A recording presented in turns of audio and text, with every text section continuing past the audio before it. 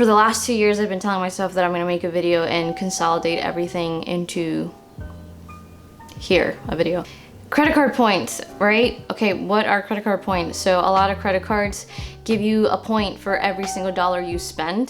The value of a point per dollar varies depending on the credit card. For the entirety of this video, I'm gonna be talking about the Chase Sapphire Reserve card. It's a card I got about 2 years ago, and this is the card that has gotten me my flight to Australia for free, round trip. I did such a terrible job explaining the whole dollar per point per whatever thing, so I decided to refilm it using a graph instead because I'm actually really good at that. Okay, so I'm gonna use a $1,000 example to make things simple because I'm also really bad at math. Let's say you make a $1,000 purchase, or you put $1,000 on your card from different purchases. There's gonna be a reward system in Point that's gonna give you points for that $1,000 purchase. The amount of points that you're gonna get per dollar are gonna vary depending on the card, but to keep it simple, let's say you get 1 point for every $1 that you spend. And I'm gonna star this because that really depends on the card and the kind of benefits your card has. So for 1 point for every dollar you spend, $1,000 would equal 1,000 points.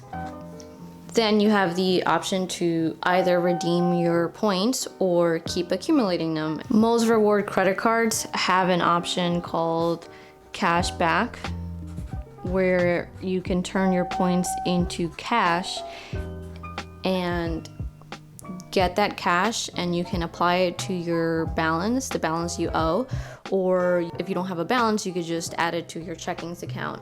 The point to dollar conversion is going to be different depending on the card.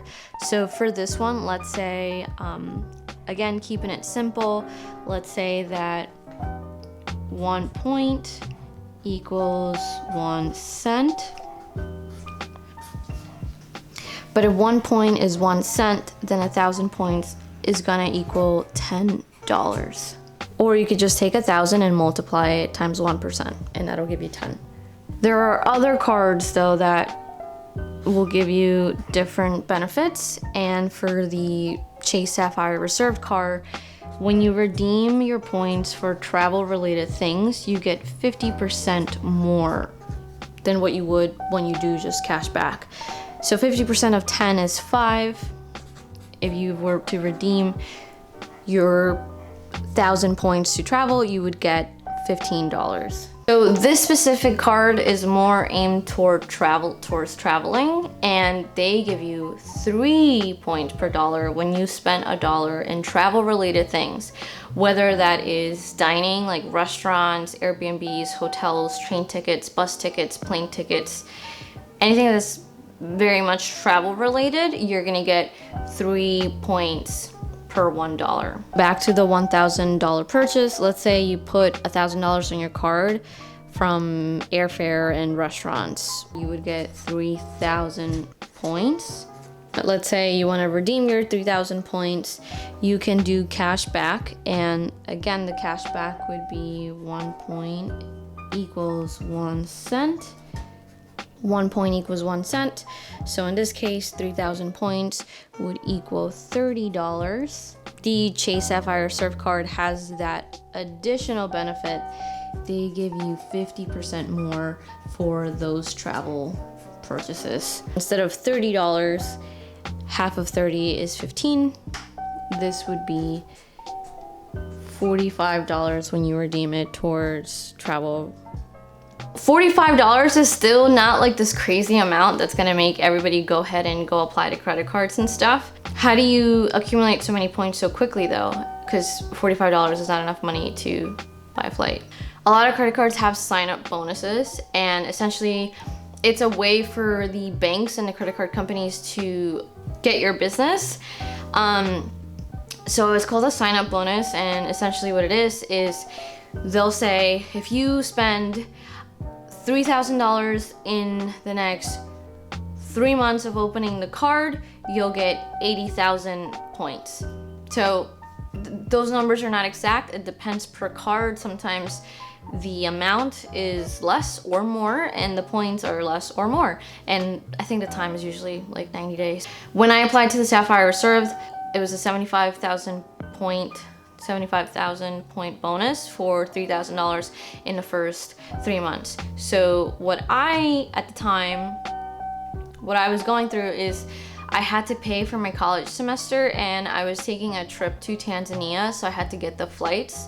And I was going to pay for my semester and get the flights to Tanzania regardless of whether I had this credit card or not.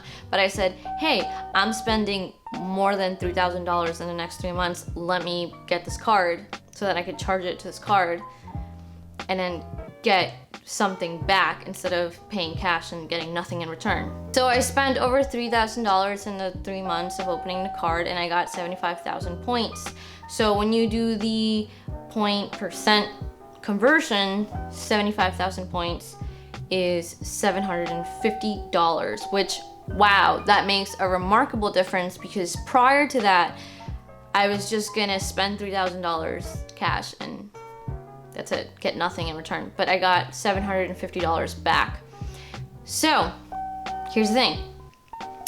If you take cash back, again, you can take the $750 cash back or apply it to your balance, and that's it, you walk away.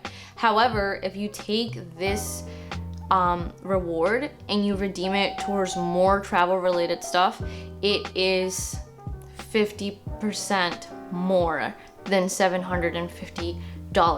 So I did just that. I used it to buy more flights for that summer, and it was basically a value of over $1,100 in travel related stuff. A second example is another card that I have by Chase. It's a Business Inc. card, and the sign up bonus at the time was 80,000 points for $5,000 in the first 3 months.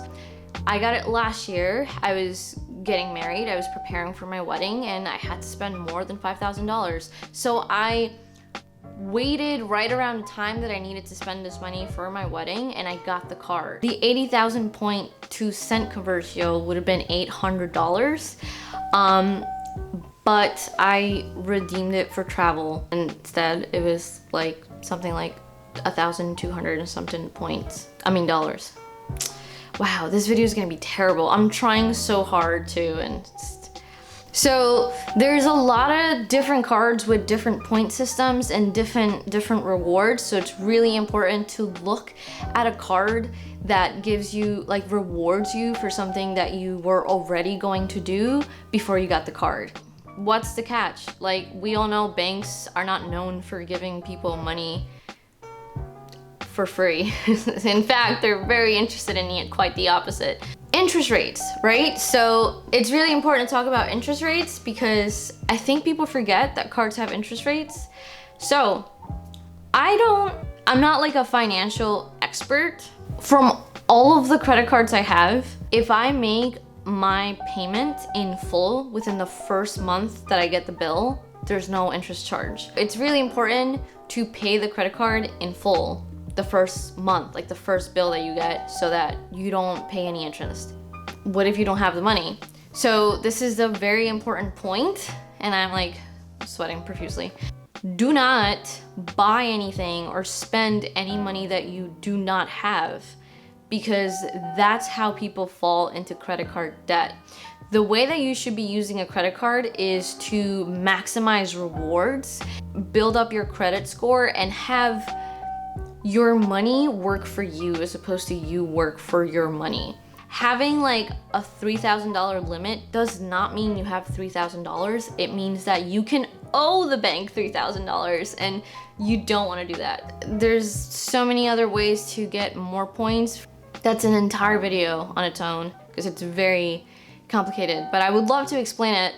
So if you want to see more content like this, I am so down to do this. I would love to make a video on credit scores, how I got my credit score really, really high, really quickly, how to travel cheap, and other travel related stuff. All right, thanks for watching. Leave a comment, message me if you need a better explanation. I will try. And yeah, till next time.